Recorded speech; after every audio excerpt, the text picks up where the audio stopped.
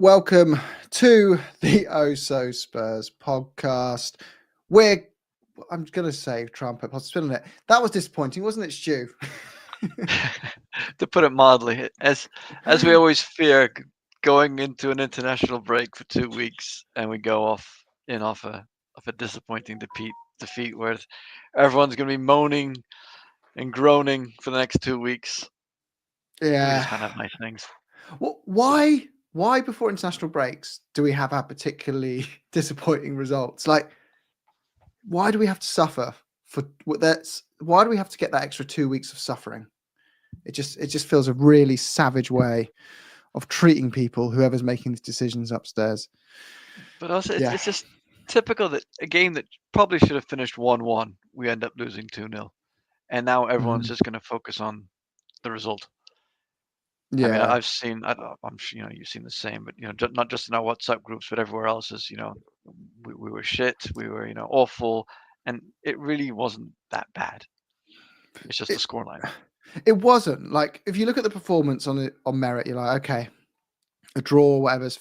But the problem I have is I felt like this a lot this year, and when it happens for the fifth or sixth time, 10th time, you're like, it can't always be a coincidence though. Mm. Sometimes we've got to own up to, like, why is Sessegnon pulling off a worldy moment against us?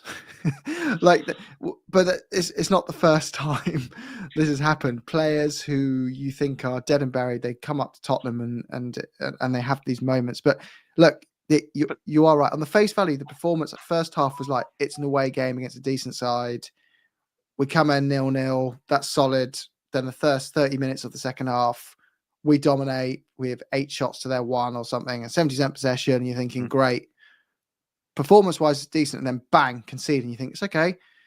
Got a good bench now. Madison's on. Odeber's come on. Berryvale's come on. We're going to get something back. But it just hurt, didn't it? It just didn't happen.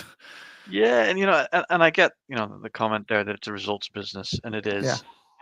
And I would also suggest that the Sessegnon, worldly goal against us, it's not an Ange thing. This is a Tottenham thing. This is going back as long as I've been supporting the club, that you always know that either an ex-Arsenal player or an ex-player of ours or someone who's got, like, I was expecting William to score, to be perfectly honest. I was surprised that one didn't go in. It's just something that always seems to happen against us. But that, Does. going back to the game, I mean, I think when we saw the midfield, I think everyone kind of acknowledged why we had that midfield, because the potential injuries to Bagwell and Madison.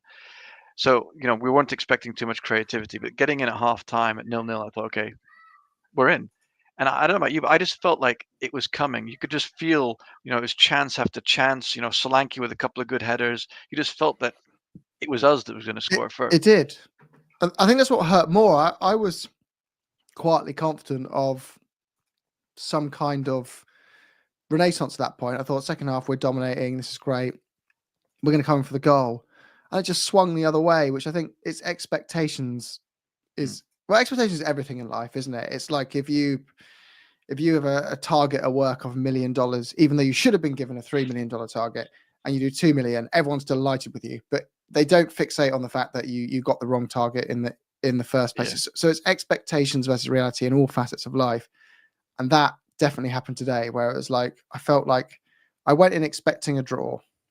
And then the second half, I went in expecting a win because we were playing so well, and we come out of a 2-0 loss. So bang, that hurts. Even though if you went back to yesterday and you asked a complete neutral, they'd go, sorry, Spurs fans, they've lost 3 times at home. You're probably not going to beat them. You're not playing consistently. You've got nothing to play for in the league. You always lose for the international break. And I'll be, no. But look, we're playing really well second half. We're going to get this. I think that's what, it just made it hurt more. Yeah. Nidge makes a point. Have you seen the video of Tell? I saw it linked. I just didn't have time to actually watch it.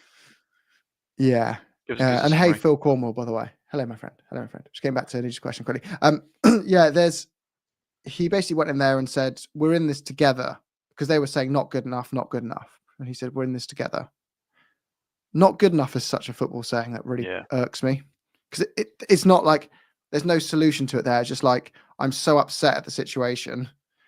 I'm just going to say not good enough, and demand things change. It's like, but what you need to be able to at least oh God, this is the second stream I've had an issue with getting that word out. You've got to at least be able to express what you want to change if you're that angry about it, like to some degree. We're not football coaches. You don't have to be able to say this is the tactics. But you need to be able to at least kind of articulate what's wrong. And I think sometimes that irks on the players. It's like, we don't like losing either. We hate being in a situation more than you. They probably get a win bonus of tens of thousands of pounds each for winning a game. They haven't got off the back of losing it. They're not going, oh, this is great. I didn't win a game of football. They'll be absolutely fuming.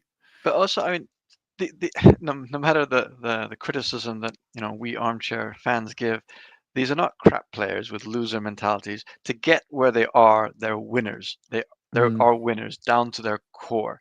So it hurts them to lose. And they're professionals, whether they're Spurs fans or not. They are playing for their personal pride as well. They're doing everything they can. I don't think any player goes out there and thinks, I'll just half-ass this. They are doing their best. It just things aren't working. And I see the comment there, Solanke and many others we signed are rubbish. They're not rubbish. These players are not rubbish. Solanke has been a good player for us this season. I mean, perhaps he should have maybe buried one of the chances today, but they're not rubbish. Johnson has scored a lot of goals. He's disappointed recently, but he scored a lot of goals. Let's stop, just writing off these players and complaining that everyone that we sign is rubbish. I just think, and the other thing I saw is everyone's giving the line that, well, all the players are back now. Well, they're not, though, are they? Yes, they're not injured, but they're not match fit. We discussed this on previous pods. They're going to need time to get back in, which is why, Ange is having to rotate, why he's had to take Romero off, why he's probably not played Van de Ven, why he's having to manage Madison's minutes, Bergvall, obviously, with potential injury at the end of the AZ game. So it's like, guys, let's cool it a little bit. But that's the problem with football being a results business, is if the captain hindsight comments, I get if people think they were silly or not, but whatever, there is some merit in them that we take a result and then we draw our perception of how the game went. If you said to someone, I'm going to let you watch 90 minutes of football, but I'm going to cut out the 1 minute moments where one of the teams scores, and you won't know the score of any of these games, I guarantee you the script would be completely different on the match reports of every game.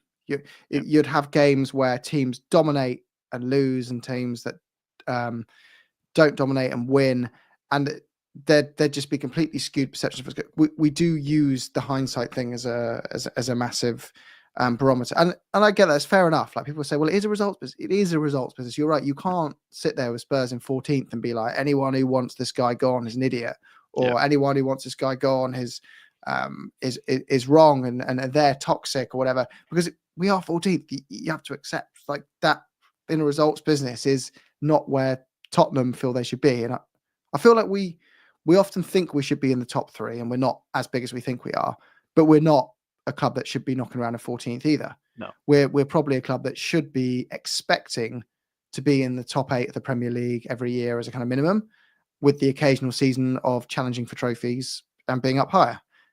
But this is one of those things where we're at that occasional lower point, and people no one knows, is this a lot of pain we're going through that's going to see fruition as a result and help us, or is it just pain that's going to get more painful and then see us sink further? What do you think? Do you think this pain is going to?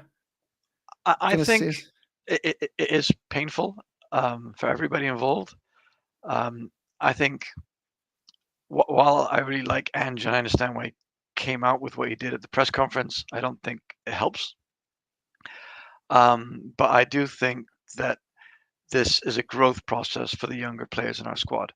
And if we're able to stay together, if we're able to bring on, some of the senior players in the summer that we were discussing yesterday, I think this could be kind of a springboard to going forward. I mean, let's not forget, we finished 5th last season. This has been a painful season, but it's not like he's been poor for 2 seasons. Yes, the end of last season wasn't great results-wise, but we finished 5th. We made a semi-final this year. We're in the quarterfinals of the Europa League. Um, our players are coming back. It's not unrealistic to say we're going to make at least the semi-final and the Europa League as well. So the league, obviously, it's the bread and butter. This is what everyone focuses on. But there are circumstances explaining why we have been this poor. It's not great. I don't think you or I are happy with how many games we've lost. But I think it is a period where the young players, if we can come through, they've played so many more minutes than they would have done normally. And this is Mhm. only going to help them going forward. Well, yeah, that is the big green shoot, isn't it? It's the whole.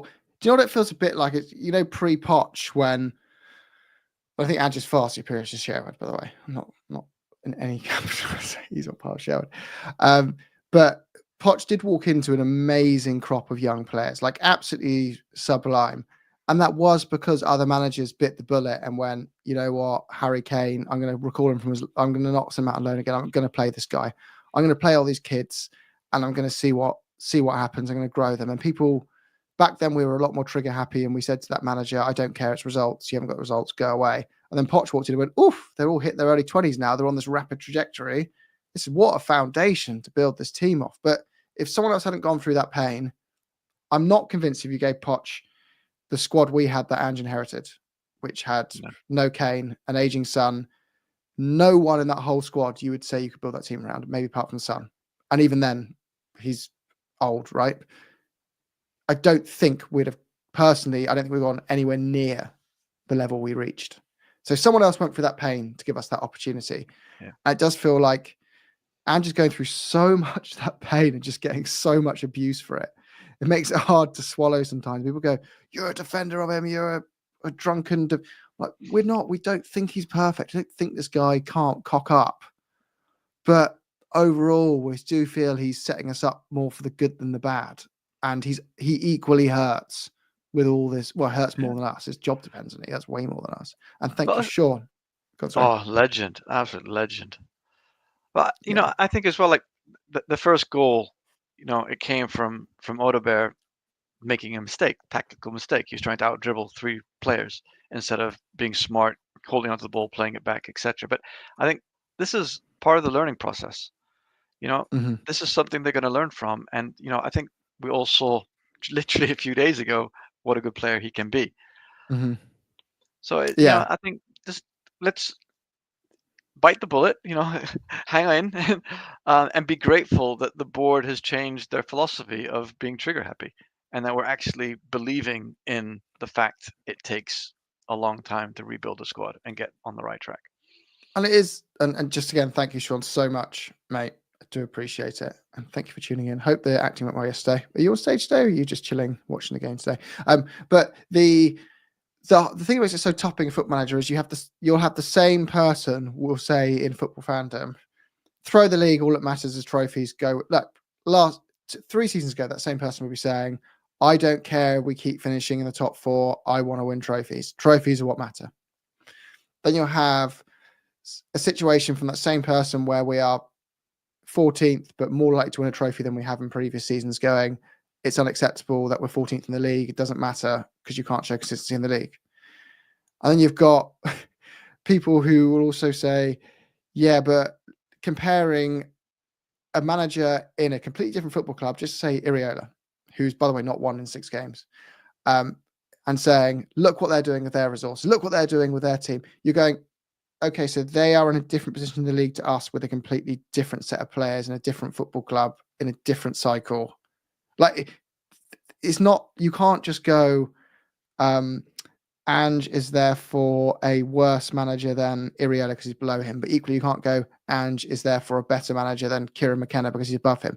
Like, all clubs, you can't just, the way we compare people is always based on a league position. Yeah. But of 20 different clubs with different recruitment structures, different amounts of money, different parts of their journey, it doesn't really work like that. Different injury situations, different fixture orders in the whole season, different amount of competitions to play in. It's endless, the differences between them. Yeah, because that was one of the stats I thought was interesting when someone was saying about Ariola was such a better manager than Ange and etc. And if you actually look at the win rate in this season out of all the games played, it's not that different. And then someone saying, but he's also had to deal with injury issues. So, what's the difference? He's managed to get, a tune out of his squad. But then you look at the fact that we've played, was it 32% more games than Bournemouth have? And that Mm. obviously has an impact. And people just forgetting to take all this into account when analyzing the situation. Well, I'll give you an example. Before the game, I was chatting to someone I know in the football community who was saying, crazy we didn't start Odegaard. Bad for their confidence because they're on the up. And I said, yeah, but they've gone off a 5-month injury. There's 3 games in 7 days and they've played 90 minutes for 2 of them, right? So I can see why he didn't start, and our 60 million quid potential signing and tellers start like that. To me, there was things you can query about the starting lineup. But for me, that was one that wasn't really like a fair game criticism one. There are others we can touch on later. And then that same person, when Odegaard came on, I said, he said, well, all of Ange's signing's been rubbish. I said, well, Berryvale's been good. Gray's been good. Spencer's got, Spencer wasn't his. But anyway, there's good signings, listed them off. And they said, I'm not convinced on Odegaard. But before the game, you said it was crazy he wasn't starting. It's that Captain Hindsight thing again. It's like, before the game, it was crazy he wasn't starting. 10 minutes into him playing and him not playing well, oh, he's rubbish signing. Why do we even sign him? I just don't think you can win. You just can't win. Being a football manager must be so exhausting, listening to all this stuff.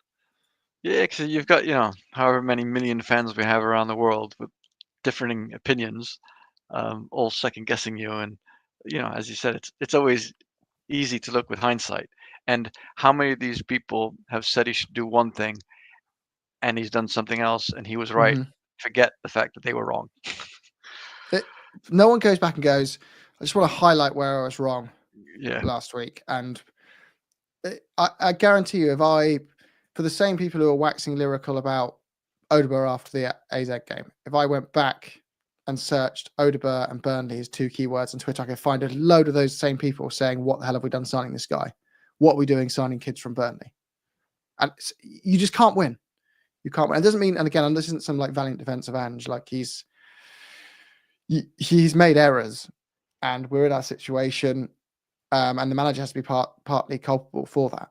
Like, he's not perfect, but I just do feel when you zoom out and you take your emotions out of the immediate now, you do see that again. It's a squad built for low block counter-attacking football for the last 3 managers before him. It's a squad that lost a player who carried them to 8th. I say carried them to 8th. I literally mean Harry Kane had 40 goal contributions. He carried us to 8th. But it doesn't mean Ange's perfect. I think signing Brennan Johnson, even though he's a good goal output for that amount of money, was misplaced in priorities, as an example. Like, there's other ones. But then there's other areas again where I think he just gets so much unfair criticism, which is, oh, he can't be credited with Berryvale. It's like, why? Oh, he only played him because of the injuries. No, he didn't. Berryvale and Gray, when we signed him, he was like, they can make an immediate impact. I'm not complaining about this. I'm excited for these 2. And then he plays them since the start. They were Berryvale in particular was particularly poor for the first several appearances. And Ange stuck with it. And he's broken through. And the same people are like, he only played him because he had to. No, he didn't. He really didn't. I think there's an argument about whether he played Spence due to injuries or not, which we can digress in later. But those 2, I don't think there's any argument to be had. He wasn't forced to play them. He chose to sign them and chose to play those 2. But also, we weren't spending 40 million, including the value of Rodon, on an 18-year-old if Ange wasn't ready to play him. Yeah, exactly. People always say we're buying kids. We're not buying, punts like Jack Clark. We're spending big money on the likes of Gray and Bergval. Obviously, we had to compete with Barcelona. So this is not some lad in Scandinavia that no one had heard of. Mm-hmm. Exactly. And everyone's going, well, we should have more senior players. And I get that. We do need more senior. We did get the balance overly skewed one way in the last window. But this is the same argument.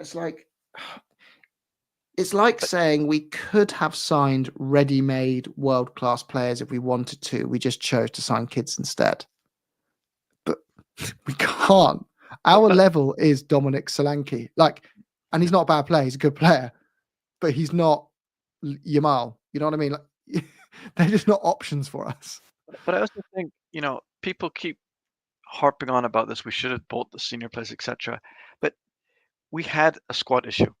We had neglected the fact that we weren't meeting the criteria for a 25-man squad with homegrown and English players. Mm-hmm. So that had to be addressed this summer. We couldn't keep putting Yep. it down the road. It had to be addressed. At some point, you have to address the issues in your squad, which is what we did last summer. Mm-hmm. And hopefully this summer, we can now concentrate on more senior players, but it had to be done. So I think that's also why the board is being more patient than usual, because they understood what situation Ange was in, what the rebuild was going to, make us have to do, and which is the injuries on top. Have said, okay, we've understood this is a situation that hasn't been ideal, and now we're going to be patient. They gave him a 4-year contract. Let's not forget that they gave him a 4-year contract, which is the longest contract I think they've given any manager in a long time. So clearly they were in and understood it was a long-term project.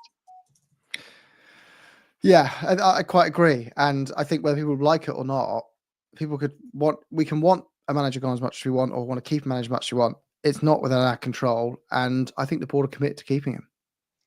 Yeah. And I like personally that I get it. That falls within the line of what I think's best, but not what everyone thinks best. So when I'm like here going goody goody, I'm getting what I want. People rage and go, "You love him." And same with you, Stu and Johnny and Sai. They go, "You guys love him. You defend him over everything. You're 15th, 14th. That's not on." Like, no, we're not. Like, we just think it's the better decision. But equally, if he was sacked tomorrow, I don't think any of us would be like, "Oh my word, I can't believe he's gone." Like, we'd be like, "I understand. I can't complain too much." Drew's in the house. What are you, Drew? Hello, sirs. How are you? Hey, Drew. Coping somehow. Yeah, I know, right? So, well, it's a pleasure to share a screen with you both, Stu, Jim. I know, Jim, you and I were on Spurs talk show once a blue moon ago before Sean got taken down again by the dreaded hackers. Big up if he's listening. Stu, good to meet you for the first time. Yeah, you too, mate. Yeah. So what are we thinking? We're just making up excuses for him because he doesn't know what he's doing. So we're all just going to sit here and happy clap for him on his behalf. Is that? No, we were in the camp of like, we know he's not perfect. He's made mistakes, blah, blah, blah. But we think that the issues are much deeper than Ange, and it's overly projected all on him as being some useless clown. Right. Which is just like, ridiculous. The classic ridiculous, pretty much. And it doesn't mean he's like not culpable to any of our situation, right? But and just bring on Andy as well, who what I just find funny a little bit is it's Andy. What I find funny is everyone wanted. I think there might have been some sort of universal understanding before we hired Ange that we just wanted something that we could hold on to and we could be steadfast, and we just wanted almost the board just to stop going from one manager to another hoping something would work. I think we all wanted something that we could believe in, and now we're halfway through. So, and obviously it's not gone like we'd want it to go, but there's still, in my eyes, there's still plenty of green shoots there. And it's just ironic to me that the people, at least the people that I know that wanted something to believe in, they wanted to hold on to, and now kind of almost about turning or giving it the 180, and now they want change again. And it's like, well, this is just a rinse and repeat of what we had before, right? Or we're just going to do another 18 months of something that resembles something like a rebuild. Well, Drew, it's just ridiculous. I can't. Iriola was the answer last week. Oh, yeah. And then he's lost 6 in a row. No one mentions his name. The latest I've heard is Harry Redknapp. I know, right? Did anyone see the Ange replacement derby yesterday? Because I can't. It wasn't great. It wasn't pretty on the eye. Replacement derby.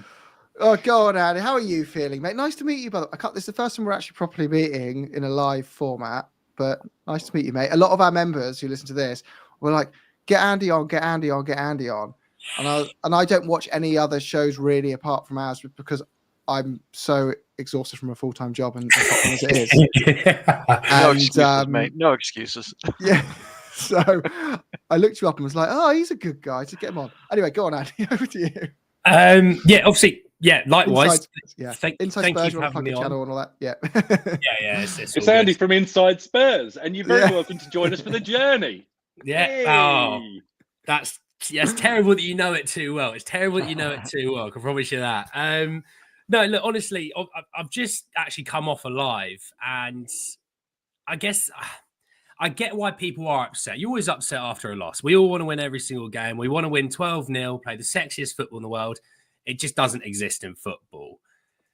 What I have an issue with is kind of what you were finishing off, Drew. I probably jumped in like halfway through your points and observation was the green shoots part right at the end. There's always some good stuff to take from every single game, even the worst games. You'll be surprised. You kind of find out who's going to be here for the journey long term and who you want out, and sort of they're not going to be here next season, sort of thing. But what I don't get is after Thursday just been.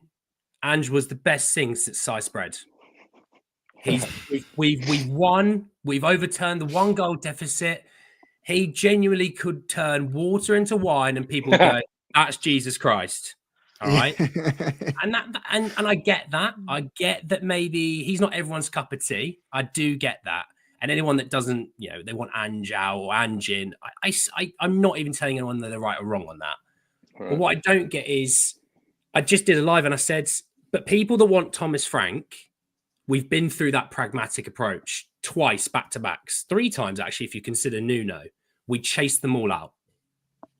We've gone with the whole idea of slashing wages because we want to look good on the balance sheets. Well, the last person we did that to, we also chased out, and his name is Maurizio Pochettino. Mm-hmm. So there's a few issues there that I'm not sort of understanding people's logic behind, and most of the logic is, Andy, we've lost a game of football. I'm unhappy. So yeah, that's the crux of every outrage after a defeat, isn't it? We lost a game of football. I'm happy, and then as Andy kind of said with Captain Hindsight, it's like, and I'm happy because these things happened. Oh, like you didn't know they were going to happen. You just because they happened, right? And fans wouldn't care if we conceded 99 shots and the Liverpool or Fulham hit the bar on all 99 shots. Then we take a clearance from our goalkeeper on our half. The ball hits a pigeon in the sky and then nestles into the bottom corner. We go, dogged performance. What a result. We dug deep. Kids were fantastic. Get in this. But I just find it hard arguing, and not arguing is wrong. Well, it is arguing. Talking to I think that's where the divide comes from. Some people are so passionate about the immediate results, and some people are so like, yeah, but look at the big picture. Look at the thing that's around it. And I'm like, that's not football, though. It's about me. And I'm not saying one side's right or the other, but it leads to a brawl of opinions. 100%. There's always that grey area. You're not right if you're too far this way. You're not wrong if you're too far this way. It's something in the middle, right? But you're right. Yeah. Every result is a roller coaster, isn't it? It's like, oh, we won. Right. Well, do you know what? Get that piece of paper. Get every player on that pitch sign a new contract. Oh, we've lost. Right. Sell them all. Bin them off. They're all useless. Get out. I hate you so much. I know, Odebear, you scored 2 goals in the week. You gave the ball away to. I hate you so much. It's that. Oh, you missed before the game. I was arguing with someone why do I argue with WhatsApp over this stuff? Someone basically said, you gotta start Odebear. What's he doing? And the same person kind of said, like, he's an idiot because he said he's a clown. He doesn't rotate players and he causes injury price. I said, right. So you're saying the clown who doesn't rotate has decided not to play the guy 3 times in 6 days, who had a 5-month layoff with a hamstring injury. Right. And then Odebear comes on, has a bad 10 minutes, and he goes, I'm really not convinced of Odebear. I'm not sure we'll sign him. I'm like, oh my goodness, what are we doing? What are we doing? What's the point? What? All right, you might as well. Why don't you go and watch golf, where you've got 4 days back to back?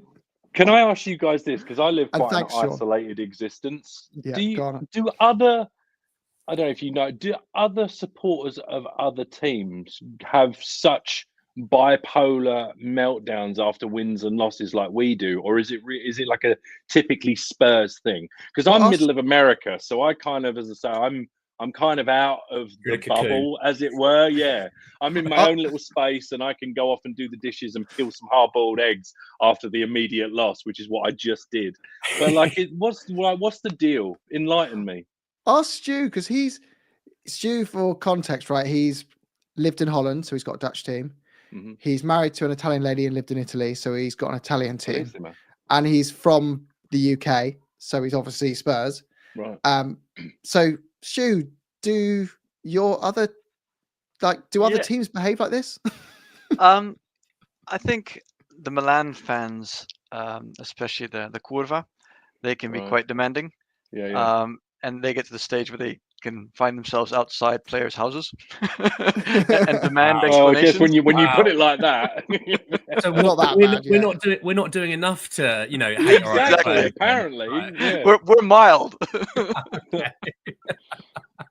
But on the other hand, that is a team that's won 7 Champions Leagues. Right. Yeah, they've probably got a right to be a little bit more unhinged potentially. I think Everton fans are as bad.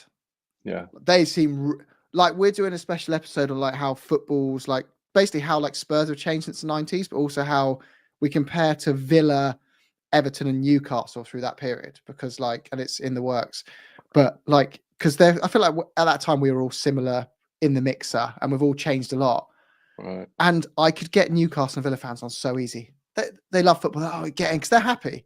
Everton fans just reply like, no thanks. Like literally F off. I'm like, you are miserable. You are like proper grumpy buggers, you lot. But yeah, I've heard from the Ange hardcores from Australia, obviously, who like followed him for his whole career. They have said we are more toxic than any other fan base they've come across. But we are the Premier League case study for that comparison. Right. I just always find it like that's one of those things that I always find it only seems to come up. And as I say, because I'm isolated, I didn't know if it was a Spurs thing. It just seems to come out like we are the craziest fans in terms of bipolar.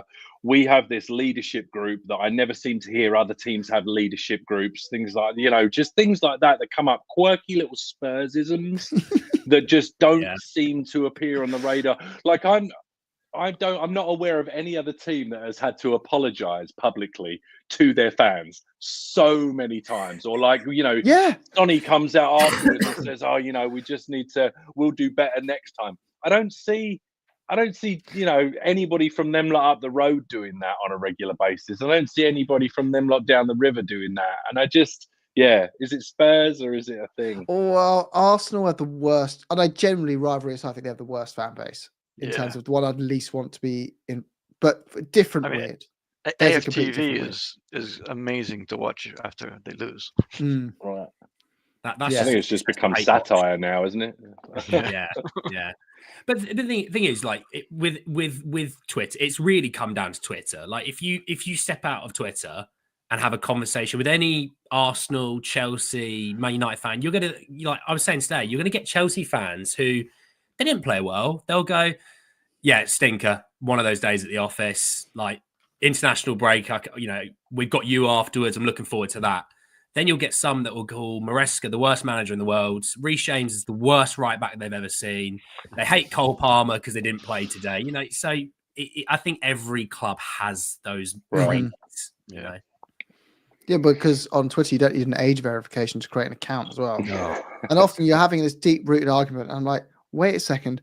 I'm arguing with someone called like Kane was here 2010. I'm like, that's probably this guy's birth year. Why am I arguing with them? Yeah. Like, what am I even doing? I'm an adult with a wife and a child, and I'm arguing with an actual child on social media. Right. With Harry Kane anyway. It's just Some would have given the last couple of years, some would have called him Carry Kane. Because he carried us to 8th. He right? carried us to 8th. That's how bad we were. 40 goal contributions, we came 8th. You know why there weren't 2 sets of footprints in the sand? Because Harry Kane was carrying us on his back. And that's why after he left, we went up the league and scored more goals. True. Yeah, briefly. Yeah, and that's all Ange's fault. So Ange out for that. How dare he? He sold Harry. He should have kept him and let him go on a free. Yeah, exactly. But it's like he didn't want to leave. he said, "I'm happy to stay." And Yeah, exactly. I'll Yeah. sign a new deal if you Right. can prove to me that you want to win. And then Daniel Levy went, "Oh my God, he wants to leave on a free." That's what he would have taken from that conversation. Yeah. Right. And as well, because remember the board every year they say to the manager, "Don't worry, we don't care about winning. Right. Just get fourth, guys. Yeah. Like Yeah. winning's not an issue for us. We don't care. Just make sure the PR is solid on my front, especially on Twitter from the players, please." But yes, Sean, I think what he's referring to there by bigger context, Sean, the Gooner Slayer, he's been a member for a long time with us. He's brilliant. But his point more here is like we're discussing earlier is people go, need to, like, it's simple. Just need to go out and sign senior players, but not Dom Solanke and not Richarlison. Right. Like Other you senior need, players. Mbappe. you need the senior. You need the ones that, like Bellingham. No, he's a kid. He's too young. Sorry. Yeah. You need who even is there? Cole Palmer's too young for them as well. Yeah. Got to Who get have we got? Mbappe. You've got to get. Is Mbappe? Yeah, he's probably old enough now. He's probably the right age. He's Just the right age, but he's just signed a deal with someone else. So we've got to maybe think a little bit deeper. Yeah, but we didn't Man, show we the could ambition. go him on We should have offered him more wages, mate. And we could have got him on that free. I'm surprised Exactly. Levy didn't bite that one. What about Ethan Mbappe? Can we get Ethan Mbappe? Does that count? Does that work? Oh no, he's not proven. No, okay. Hasn't won the Champions League. Sorry, that's my fault. I should have. Well, I tell you what, just to ask a serious question. What did people make of? Because I know, obviously, I've been on three or four WhatsApp groups, and I've been on a couple of videos since the loss, and everything is shouldn't have made 7 changes. What are people's genuine thoughts on that? Because I think there is maybe an element to, given that there's an international break coming up, you could have kept a little bit more of a cohesive unit. You could have maybe done 3 or 4 changes. I get the need to take Odegaard out because of doing 2 90 minutes back to back, just coming back from injury. But is there something to be said for maybe not quite making as many changes? Stu did ever thought of this, so I'll just quickly give him a chance to, because you thought the midfield could have been slightly less rotated. Yeah, right? I thought that the midfield of Gray, Biss, and Bentancur wasn't great. I mean, before the game, and you just look at it and you think, where's any kind of creativity coming from? Biss and Bentancur probably are 2 least performing midfielders this season. And then you've got Gray making his debut in midfield as well. So just seeing that made me a little anxious. I thought, it would have been good for Gray to have maybe somebody like, a Bergvall or Madison in there, someone who's a little bit of spark to kind of ease him in his first game. What are you, Andy? Yeah, I mean, I sort of said I expected 1 change in there for Sarr. I thought Sarr would be rotated out, having played a lot of football over the last sort of week. I would have thought a Madison or a Bergvall, someone to give you 60 minutes, 70 minutes today, and then obviously then from there using sub bench. I did get why he rotated, because again, I think the one thing that we've had the injury issues all this year. I'm not going to. This channel would know we've had injury issues, right? I don't need to tell you about that. And we all sat there when we had all these injury issues. We all went, God, could you imagine if we had so and so to bring on, or we could rotate for this guy and rotate for that guy? My thing was like, oh well, we actually have some of these players now. We should probably use them. And then fans go, but why don't we play the strongest 11 again? It's like, that's not. Are you wanting to kill our players? Is that what you see our players and go, I want to drive that player into the ground, use them up, and then grab someone else, and then do that exactly I'm having this, someone else? Oh, literally, I was choosing the WhatsApp group, the Spurs. Drew, you in the members one, but you in the main one? Yes. Yeah. I've had this exact discussion about 5 minutes ago with someone who said, we should be playing our strongest 11 every week. I was like, but we were literally complaining about the lack of rotation causing injuries. Right. Yeah, but when you've got so much to play for, you've got to play your strongest 11 every week. I'm like, that doesn't answer it. Like, it just hurts having the conversation. And I get most, to be fair, if you break, this is the thing that zooming out, if you break down a lot of the decisions, you go, Bergvall in the 90th minute of that last game was having his hamstring stretched by his teammates. So you're like, you can't throw him in 3 days. If you throw him in 3 days later and in 30 minutes he's pulled up, you'd go, what an idiot. So he didn't start him. And then you've got Odegaard again, 5-month injury. I get that. You probably can't throw him in. I guess the ones to argue about are, should Porro have started? Maybe. should Maddison have started to give Gray like to in that midfield as well? Those are arguments you can have, but the rest are kind of expected. hard. And like people, and the arguments was like you've got to play Odegaard and keep the confidence going and all that kind of stuff. I'm like, but then Tell also needs confidence. Yeah. And there were 2 or 3 moments Tell actually wasn't that bad today. I don't know. I actually thought there was the couple of points where he took on his man and he was looking actually quite bright. When I saw the team come out, I thought it was really kind of perfectly set up for a bit more of a counter attack. You know, sort of 2 solid banks. You got the 3 in midfield who, all right, there's not the greatest of, you know, there's nothing really going forward there in terms of creativity, really. But if you have them be really solid in front of your back too, and you have Solanke maybe come a little bit deeper and pop balls off to the wing, and then you got a fresh Johnson and a fresh Tell, which was the hope, kind of bombing forward, but it never really quite materialized. But that being said, I mean, if it was a boxing match, I'd say we were sort of giving as good as we took. It wasn't. It was ugly in places. There were a couple of bright spots, but it was kind of 50-50 until that first goal went in. And then after that, you see us pushing on for an equaliser, and we get caught on the counter, and lo and behold, it has to be cheese strings, doesn't it? I mean, we said at the beginning of the pod, it was a 1-1 game that we managed to lose 2-0. Yeah, right. Exactly that. That's spot on. That is actually spot on. Yeah, that is. Yeah.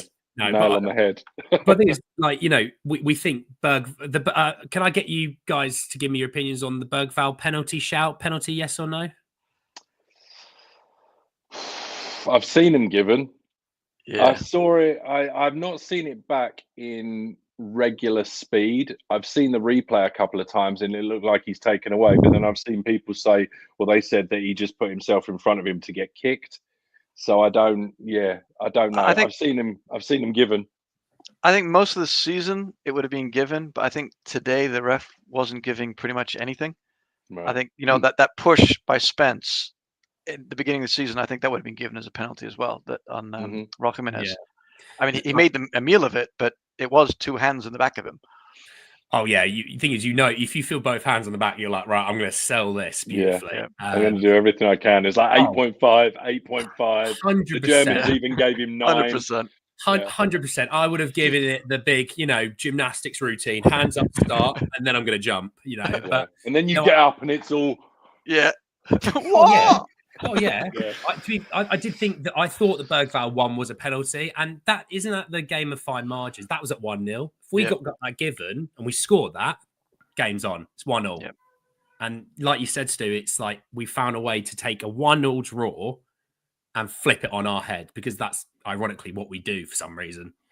And that is where I think some of the fair criticism comes in on that kind of note. It's like we're saying it can't be a coincidence that every time we play a team, a player who needs a big moment gets their big moment and they take it. Like Sessegnon today, like probably the best goal of his career.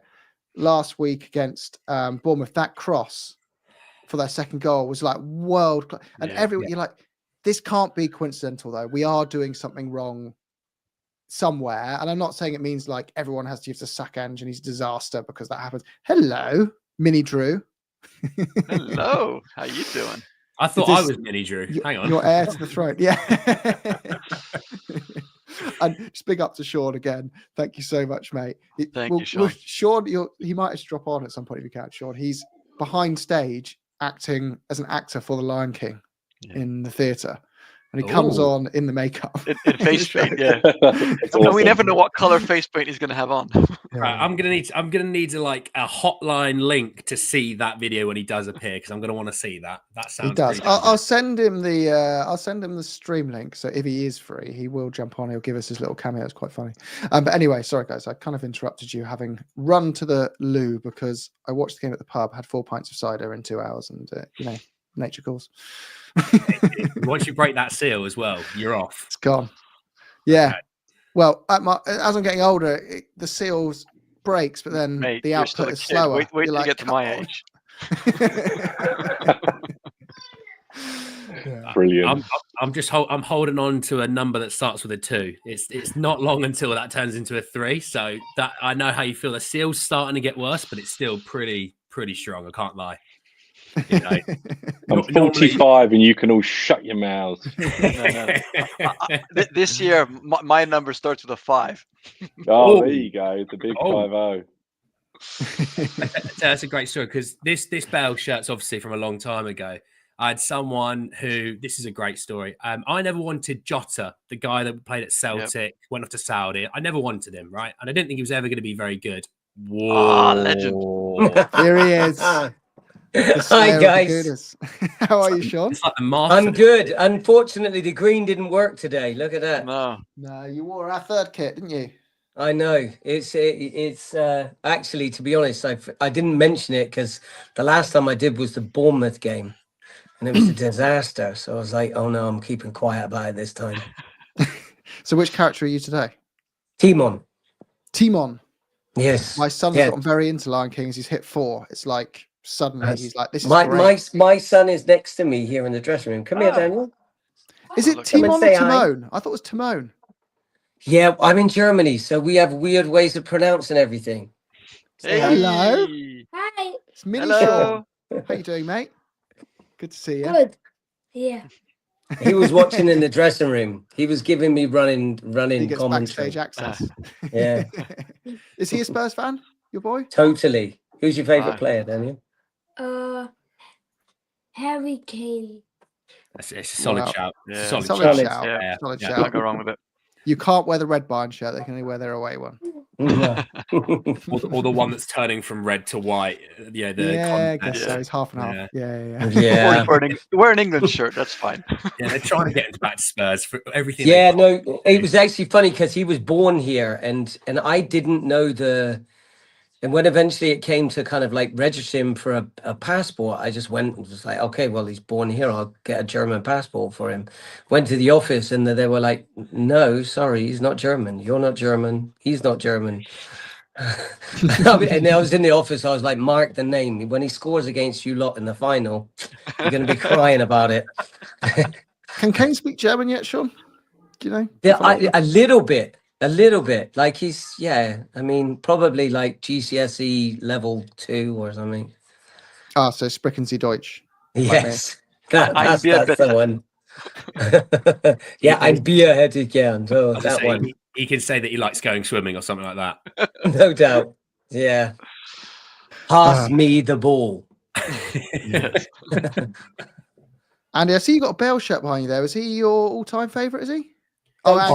No, the all-time favorite is I don't know if I've got I do actually. Hang on.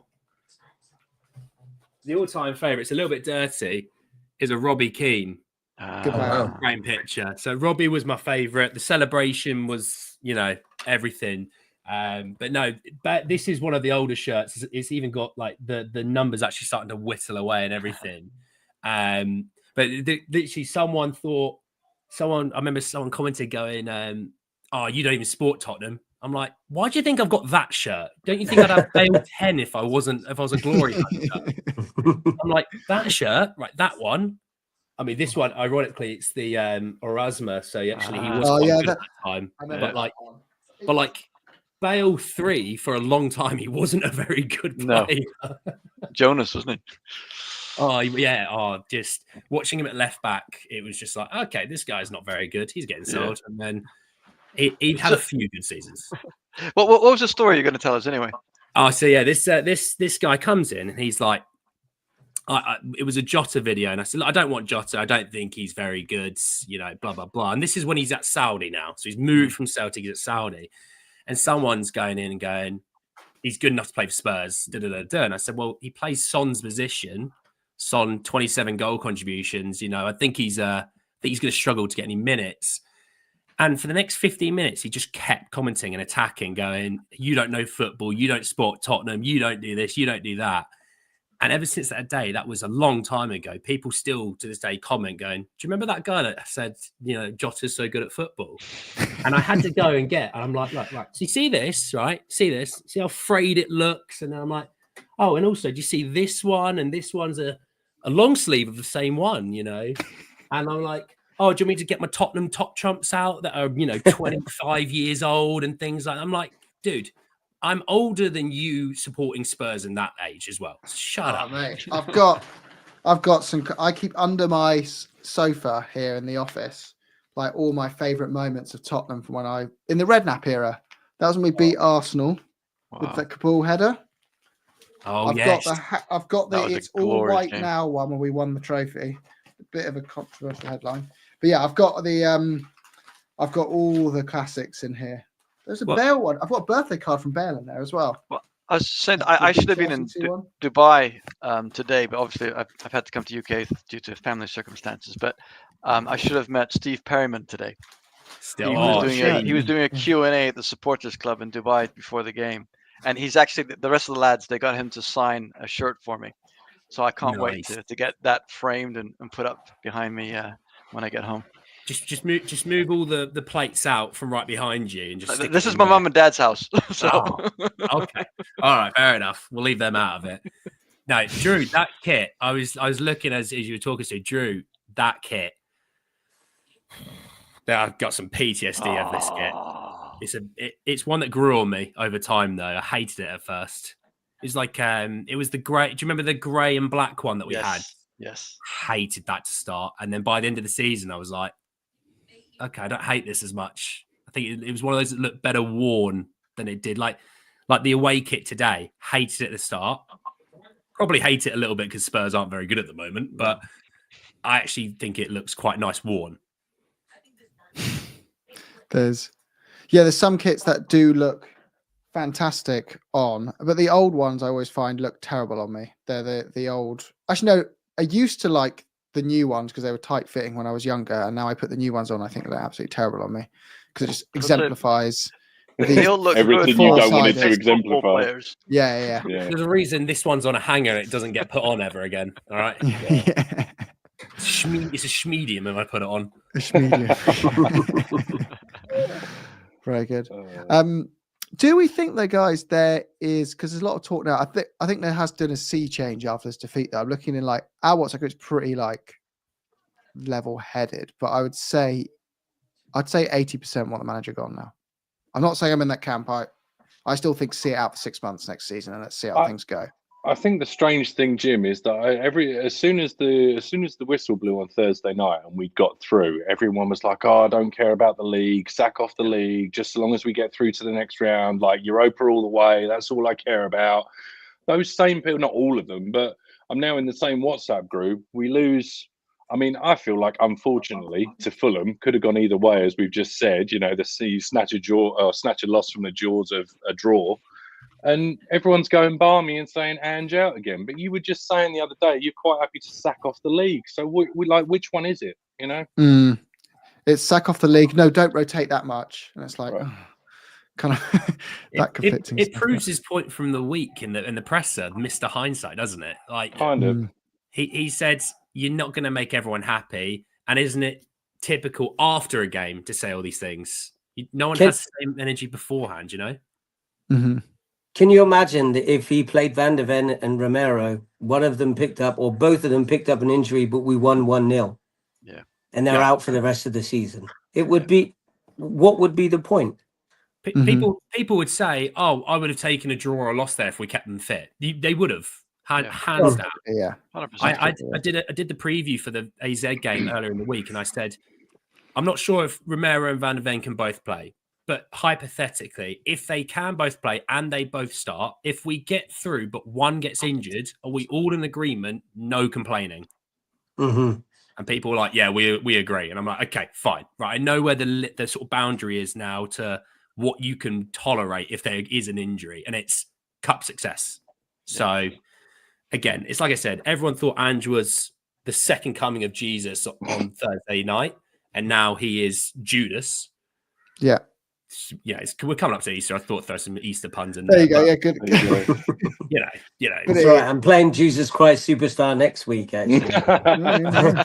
So what you said is you should be doing this for me, not me. Okay, right. Okay. But you know, that's the thing, isn't it? With like the situation now, it's a roller coaster. You know, I don't hate on anyone that thinks they want Ange to go because they think, well, I want better. But my issue is okay, show me who you want to come in. And who they want to come in are the type of managers that we chase out after a year, or it's managers that why would they leave their club right now who are having great success? So obviously you have Italian football love. People are talking about Simeone Inzaghi. He's top of the Serie A. Yeah, he's never coming.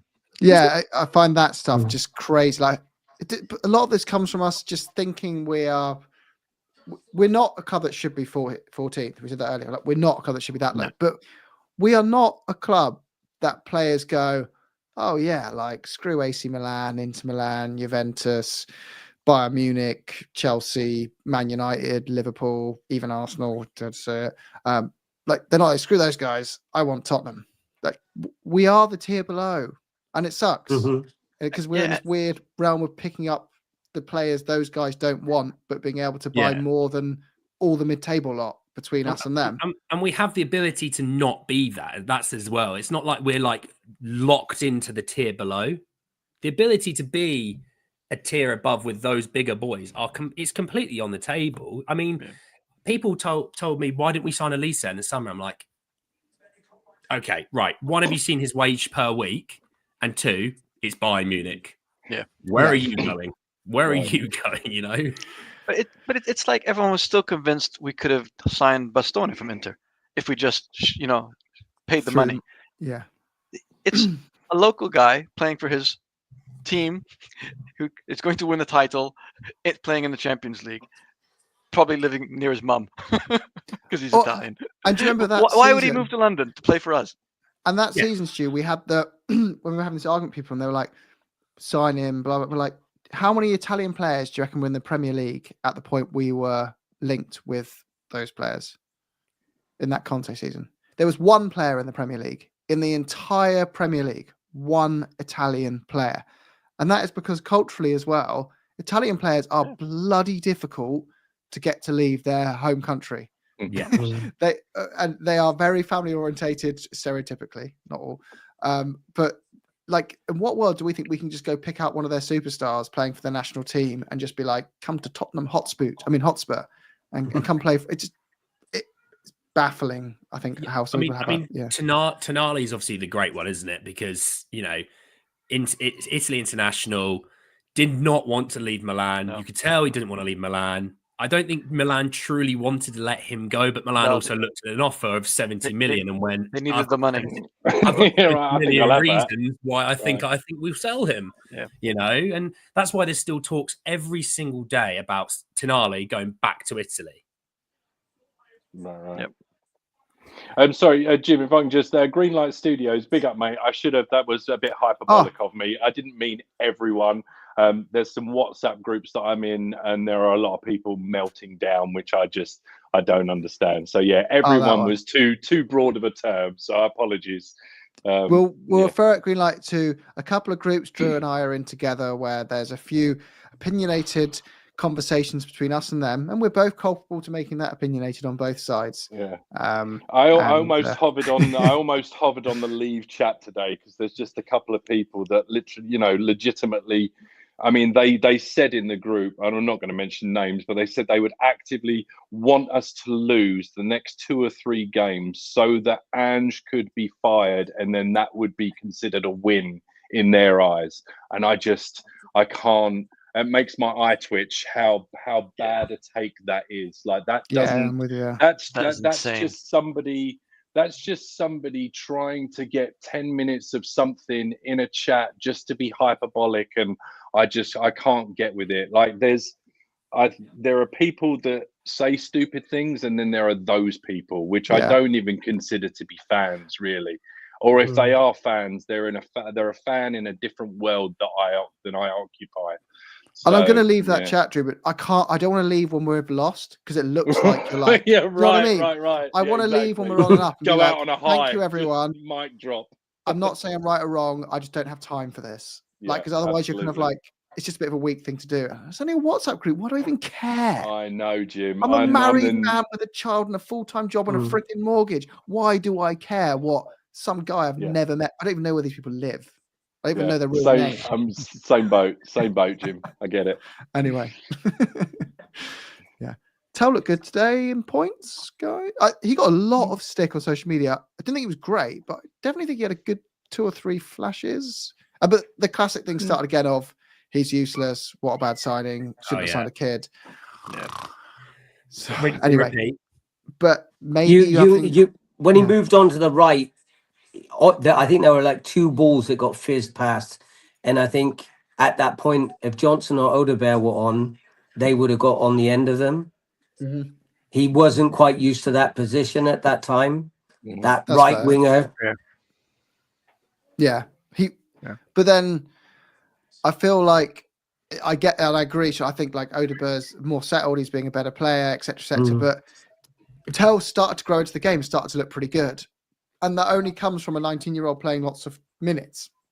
And Yeah. then the same people are kind of again saying like, what are you doing signing children? And well, the same children, and you're raving about Bergvall and you're raving about Gray and you're raving about Odegaard 5 minutes earlier, and then don't stop playing kids. It's like those players took 3 or 4 months to get going. This one's going to take 3 or 4 months at least. Right. The big positive for me was that Gray looked so solid in the 6. Yeah. Yeah, he did look. He looked so very, very secure. good. I wasn't nervous the whole of the first act. Look at the actor, the first The act. first act. There you go. Brilliant. Hi. I just I tell you, the thing with the Tell is, unfortunately, he was somewhat responsible for the first goal because he didn't really release the ball. He kind of dilly-dallied a little bit. Now, if you're being super critical. Now, obviously, that sort of thing comes with age and comes with time and comes with playing games. So I can't, as I say, I can't be overly critical. But yeah, he did look promising. He looked promising in parts, and that's all you can really ask. The unfortunate thing is with Bergvall, everybody said give him 6 months, and we've also got the benefit of after that 6 months, he's still our player, and we're reaping the benefits of those first 6 months. With Tell, unfortunately, it's a little different. You kind of wanted him to hit the ground running just a little more because you don't have the benefit of another 6 months after the initial and being guaranteed that he's our player. So there is that kind of, I can see why people get a bit like, well, what we doing? But to be fair, the Premier League's a different beast. And, I think it's going to take time. Whether we've got it or not with him, I don't know. Yeah. It's a quick shout out to Hisu, by the way, who's our Legend tier member, our first Legend tier member. So thank you, Hisu. And hopefully answer your questions there around Tell. And a shout out to Sean. I know you've put a few comments in. Yeah, we quite agree. We're with you there. Right, exactly. And shout out to Billy again. Howard still Anjin. I think most of us, and I think like as Andy said earlier, like when you go to a game or the pub or on a chat with real people in real life about Tottenham, most of them are quite big picture and like reason about this. All the kind of noise is typically just online and in WhatsApp groups of randomers and the most extremes. It's when you're engaged with people who also are so sucked into the Tottenham thing that they need to engage with strangers because they can't get enough energy from their immediate circles to satisfy that itch. And we are all them. Like otherwise, we wouldn't have podcasts and spend free time doing this instead of hanging out with our children because we are that obsessed with it. Yes, so we are just as culpable. But ultimately, you get the extremes of the Tottenham fan base. You do. And also, I think like Twitter somewhat festers. Like, you'll go in there with a much more positive attitude. But if you get punched over the head and beaten so many times with the most negative of like comments, it will seep into you ever so slightly, and it brings you down from like a really positive place. Like even if you win 3-0, you've cruised. Someone will go, yeah, but in the 16th minute, this happened, and they're really unhappy about it. And if you see that more and more, it will bring you to in that 16th minute, X, Y, and Z. Right. That's I think more of a younger person mindset, though. I mean, I'm not old. I'm not saying I am. But having grown up, without social media, at least for a little while, I feel like you can kind of form your own opinion and, pick up on the bigger picture. If we've had 12 players missing at times, it's not 12 youngsters. You know, it's not 12 of me. All right. Right. It's World Cup winning, Copa America winning centre back Christian Romero.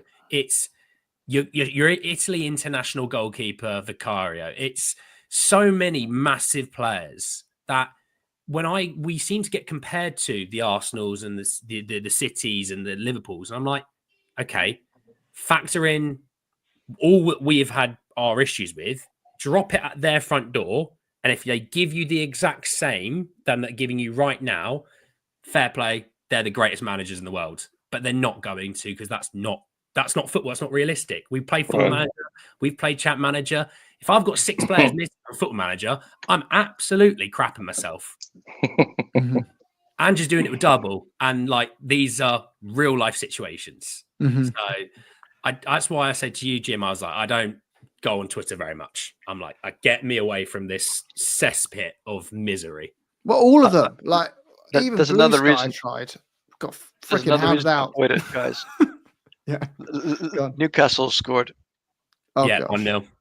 Oh dear. And that has made the Ange tenure particularly difficult, I think, on that note, is other teams, because Arsenal's rise has coincided with our fall.